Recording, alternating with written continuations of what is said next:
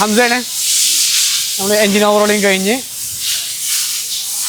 Wiring harness repairing കഴിഞ്ഞ് കണക്ടറുകളെല്ലാം മാറി ഇപ്പോൾ അത് എൻജിൻ ഇൻസ്പെക്ഷൻ ചെയ്തുകൊണ്ടിരിക്കുകയാണ്. ചെയ്യുന്നത് നമ്മളെ ഒന്ന് മുഹമ്മദ് അനന്തു. ഇവിടെ ഫസ്റ്റ് റാങ്കിങ് ആണ്. സ്റ്റാർട്ട് ചെയ്യടാ, സ്റ്റാർട്ട് ചെയ്യാം.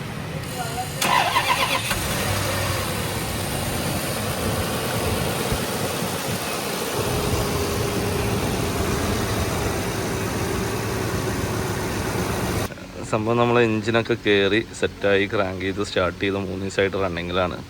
അവിടെ നമ്മൾ ഇലക്ട്രിക്കലിൽ ചെറിയൊരു ഇഷ്യൂ വന്നിട്ടുണ്ട്. ഒരു ഫ്യൂൽ ഇഞ്ചക്ടർക്ക് ഇലക്ട്രിക് പവർ എത്തുന്നില്ല, വോൾട്ടേജ് കിട്ടുന്നില്ല.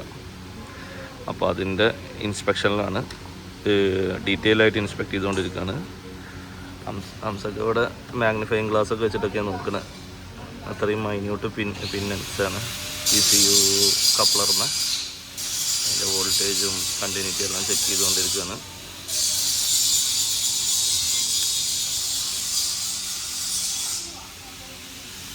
നമുക്ക് കിട്ടിയ പ്രശ്നം എന്താ വെച്ചാൽ 4 ലൈനിൽ മൂന്നാമത്തത് IGT നമുക്ക് കണ്ടിന്യൂറ്റി കിട്ടുന്നില്ല. അപ്പോൾ നമ്മളത് ഫൈൻഡ് ഔട്ട് ചെയ്തിരിക്കണം കണ്ട വയറിംഗ് ഹാർനസിൽ ഇങ്ങനെ കട്ടായി പോയി കഴിഞ്ഞാൽ പിന്നെ നമുക്ക് ചെയ്യാൻ പോയിരുന്ന വഴി ഒന്ന് ലൂപ്പിങ്, പിന്നെ എപ്പോഴും നമ്മൾ always suggest back to original, അതായത് നമ്മളിത് കിറ്റ് മാറ്റുക എന്നാണ് ഇപ്പം പറച്ചിൽ. പിന്നെ കുറച്ച് എക്സ്പെൻസീവാണ്, എന്നാലും അവർ ചെയ്യാമെന്നാണ് പറഞ്ഞിരിക്കുന്നത്. ഇല്ലെങ്കിൽ നമ്മളിതിനെ ലൂപ്പ് ചെയ്തിട്ട് ഡയറക്റ്റ് ECUയിലോട്ട് കണക്ട് ചെയ്യും.